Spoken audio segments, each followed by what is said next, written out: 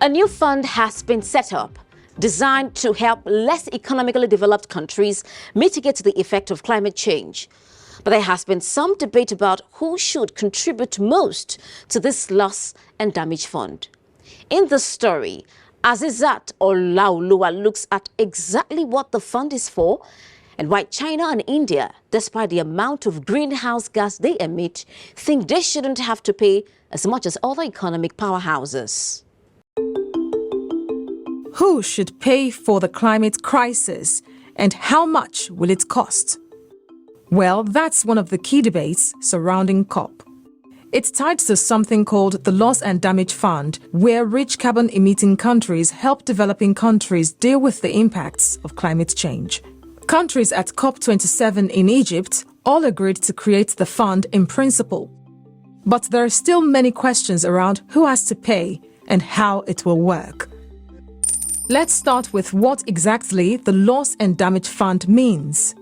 A financial mechanism which is aimed at addressing the adverse impacts of climate change, particularly for less developed nations that are disproportionately affected by the consequences of climate change. Think of it as climate insurance. When extreme weather events like hurricanes or floods hit vulnerable countries, there is damages to infrastructure and the economy, as well as loss of coastlines, ecosystems, and even lives. The fund is there to help countries bounce back. So, who exactly is picking up the tab? Well, it's a collective effort. It acknowledges that more developed nations, which have historically emitted higher levels of greenhouse gases, have played a significant role in contributing to climate change. Therefore, these countries are expected to contribute financially to help less developed nations cope with the damages. But it's not that straightforward. There is debate over who exactly should pay. Imagine economies like China and India say they haven't done as much as the West to contribute to climate change, and that actually they should be getting help.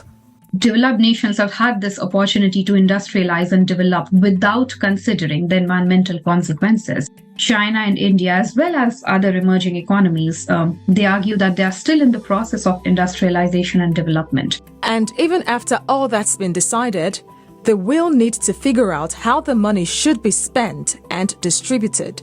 And many nations simply don't want to foot the bill of the ever-increasing cost of climate change. So sad.